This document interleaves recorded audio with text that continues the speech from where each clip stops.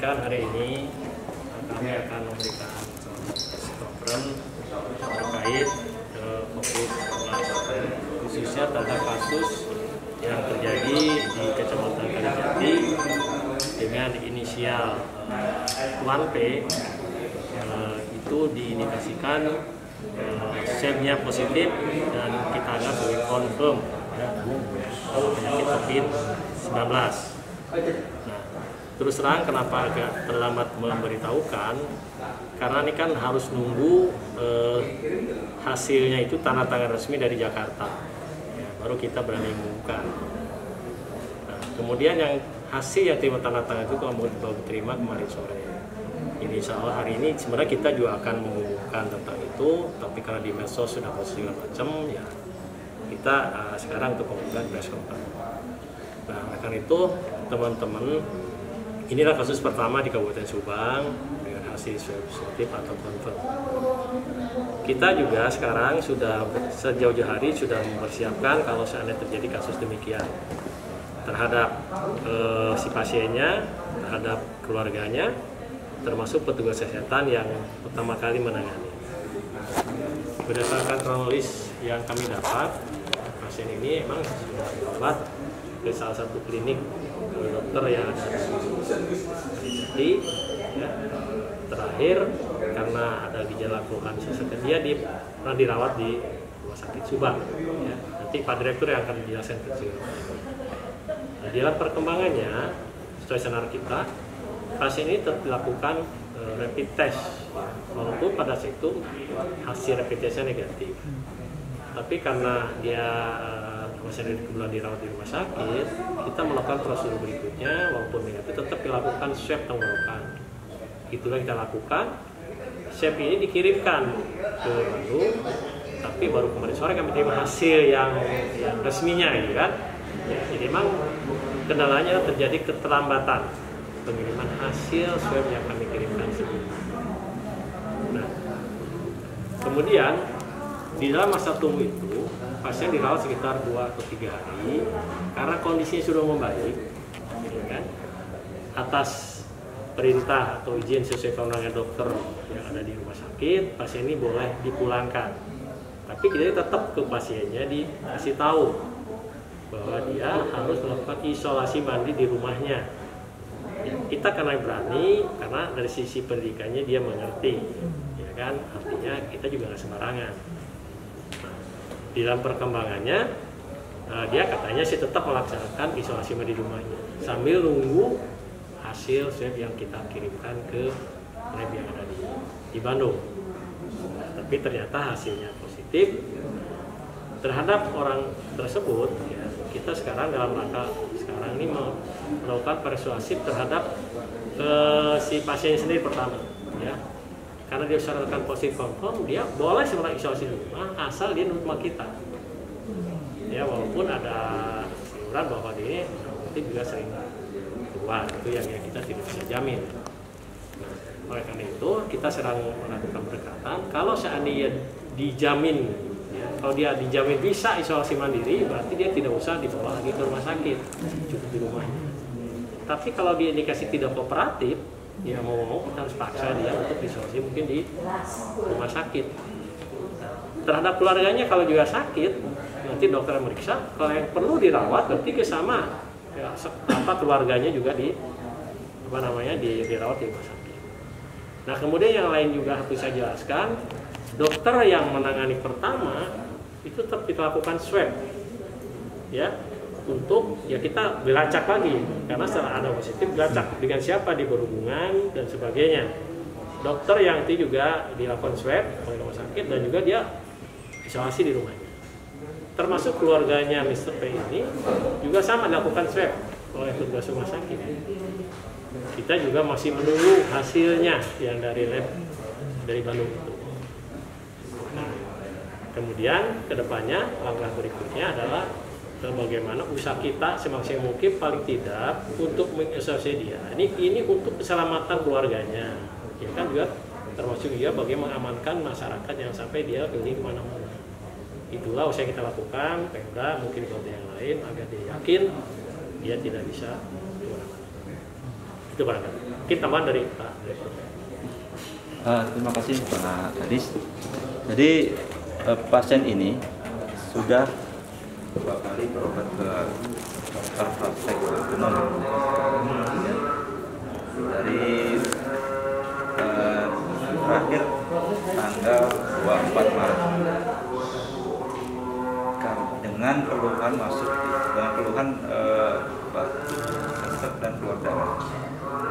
Kemudian 26 masuk ke ruang isolasi Alamanda. Karena kenapa dinyatakan PDP?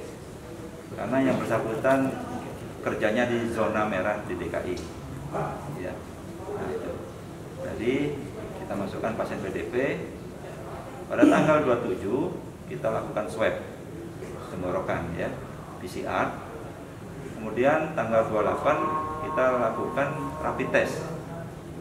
Rapid test hasilnya negatif dan hasil swab kita waiting list, ya. Bahkan kita tanya kapan selesainya, kita tidak bisa memastikan dari pihak Babkesda Provinsi Jawa Barat. Nah, maka dari itu, karena kondisinya pada tanggal 28 sudah mulai membaik dan tidak ada keluhan, oleh dokter penanggung jawab pasiennya dilakukan untuk dikarantina di rumah. Seperti sampaikan Bapak Kepala Dinas tadi, ini orang berpendidikan dan kita juga sudah bikin pernyataan bahwa yang bersangkutan bersedia untuk mengkarantinakan dirinya secara mandiri atau isolasi mandiri di rumahnya. Nah, gitu. Hasil yang kami dapat seperti yang saya sampaikan Bapak Kepala Dinas, tindak lanjutnya adalah kami melakukan pemeriksaan swab kepada dokter yang kontak pertama kali di praktek umum tersebut, dan yang kedua kita juga lakukan swab untuk 5 anggota keluarganya, ya, seperti itu. Jadi kita sudah melacak dan kita lakukan pemeriksaan swab tersebut. Dok, kalau itu PDP yang keberapa? Ya, yang ke-15. Kalau nggak salah, bukan. Ke-12. 12. Ya. Sampai sekarang kita sudah masuk 17 yang PDP. Tapi dok, itu kan dia posisinya positif, tapi kondisinya baik-baik aja. Itu ya. Jadi artinya ini, kalau dihitung dari tanggal 26 dia masuk, sekarang ini hari ke-13. Besok hari ke-14. Jadi bisa saja keadaan umumnya baik, memang stabil. Bahkan dokter yang meriksanya pun kondisinya stabil. Yang pertama kali memeriksa itu. Jadi seperti itu. Jadi kita juga itu protapnya sebetulnya bisa karantina mandiri atau isolasi mandiri asal dia disiplin. Nah, karena seperti sampaikan Pak Kadis sampaikan tadi, karena ini orang berpendidikan, kita harap dia bisa berlaku disiplin di rumahnya. Dok, ada riwayat penyakit? Tidak ada. Dia datang keluhan dengan batuk, sesek dan keluar darah. Dan setelah dirawat pun kondisinya sudah baik. Mungkin karena tidak ada riwayat penyakit sehingga gejala sakitnya tidak lama gitu, dok? Tidak. Dan stabil, ya, stabil. Ya. Kemungkinan sembuhnya insya Allah ya lebih Ya, tinggi. ini tinggal nunggu hari besok atau 2 hari lagi. Ya, dan keadaan umumnya sekarang sudah lagi stabil, bagus. Tapi mungkin dengan kondisi seperti ini, stresor psikologisnya yang luar biasa. Ya, ini juga harus kita hati-hati. Ada hak-hak pasien yang harus kita perhatikan.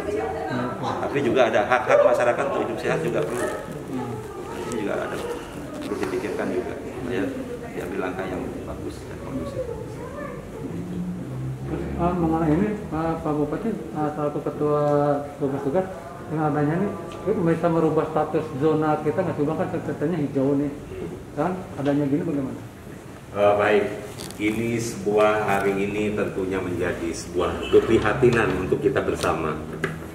Yang kita inginkan, yang kita harapkan, ya siapa sih yang mau? Yang sesungguhnya sangat tidak mau. Namun kenyataan hari ini merupakan sebuah keprihatinan dengan ada salah satu warga kita yang sudah dinyatakan seperti itu. Untuk itu saya menghimbau kepada seluruh warga Kabupaten Subang. Dengan demikian mari kita khususnya yang menyangkut para perantau, ini salah satu bukti keterangan dokter tadi bahwa pekerjaan yang bersangkutan itu adalah dia bekerjanya di zona merah. Seminggu 3 kali dia pulang kampung ke wilayah Subang. Ternyata yang bersangkutan adalah terkenalah positif daripada COVID ini. Untuk itu saya menghimbau kepada seluruh warga yang punya keluarga di luar Subang, mari sampaikan kepada mereka untuk tidak pulang kampung. Udah diem, sekalipun dalam rangka ini menjelang puasa, menjelang lebaran, ya, untuk mereka tetap di wilayahnya masing-masing. Kalau sayang kepada keluarganya yang di kampung di sini, iya kan? Nah, tentunya kalau rasa kangen, tentunya pasti ada. Sekarang banyak alat untuk menghapus rasa kangen itu, apakah dengan video call dan sebagainya. Itu harapan saya. Yang kedua, umumnya kepada seluruh warga, saya minta apabila terpaksa keluar rumah, gunakanlah masker. Ya, nah, mudah-mudahan dengan demikian bisa mampu mencegah apa yang kita takutkan, ya. Dan harapan saya mudah-mudahan betul-betul bisa kita cegah. Sudah cukup satu saja, ya kan? Amin. Jangan sampai merabah ke yang lainnya. Sekalipun upaya-upaya sekarang dari pihak rumah sakit maupun dinas kesehatan, orang-orang minimal yang ada di keluarga itu, ya, untuk kita lakukan pengawasan. Mungkin saja isolasi mandiri, tentunya isolasi mandiri. Nah, jadi kalau untuk pasien tentunya untuk kembali dibawa ke rumah sakit. Mudah-mudahan dengan upaya itu. Nah, kemudian juga lakukan pola hidup bersih, yang mana selain menggunakan masker, ya, kita banyak rajin bercuci tangan, ya. Kemudian tentunya ya mau tidak mau kita harus menjaga jarak, hindari kumpul-kumpul, ya. Sehingga ini kalian juga ini contoh yang kurang pas ini, ya kan? Tapi mudah-mudahan kalian semuanya sehat, kita semuanya sehat, ya. Sebab konon katanya kan kita harus jaga jarak ini minimal 1,5 meter, ya. Itu sehingga nih duduk saya agak jauh-jauh, kan gitu. Nah, mungkin himbauan saya seperti itulah kepada seluruh rakyat. Mari kita siaga semuanya. Mudah-mudahan kita mampu mencegah mewabahnya COVID ini di Kabupaten Subang. Mudah-mudahan cukup satu saja. Amin. Gitulah barangkali. Saya. Pak, ada tambahan, Pak Wabub, barangkali kan ini yang pendatang tetap tidak ada larangan resmi, Pak, hanya himbauan dari pemerintah pusat. Ya. Barangkali mungkin setiap pendatang ada yang dicek menggunakan di tempat-tempat itu, Pak. Di terminal. Begini, kalau untuk pendatang mulai besok itu kan tentunya menjadi ODP, ya. Apalagi kalau datangnya dari daerah zona merah, ya kan? Nah, tentunya bagi yang sudah ada terlanjur di sini, itu tentunya akan dilakukan rapid test yang menjadi target utama selain para petugas di rumah sakit. Mulai besok hari, para petugas di puskesmas akan melakukan rapid test bagi ODP yang khususnya ODP yang datang dari luar negeri. Jadi di 20 puskesmas kalau nggak salah ya, Dok, ya. Besok itu akan mulai dilakukan untuk 2.000 orang rapid test pertama di kita ini, tapi dilaksanakan di wilayah kantor kecamatan masing-masing, bukan di puskesmas supaya tidak bercampur dengan pasien di luar. Itu untuk ODP yang khususnya yang datang dari luar negeri, ya. Yang kedua, ada kriteria tersendiri untuk menentukan ODP, ya. Jadi tidak semua pendatang dijadikan ODP lalu menjadi target untuk rapid test, ya. Tapi ada kriteria tersendiri, tentunya kriteria ada di Dinas Kesehatan. Ya, kita berdoa aja, mudah-mudahan Cukup satu Pak ya? cukup satu.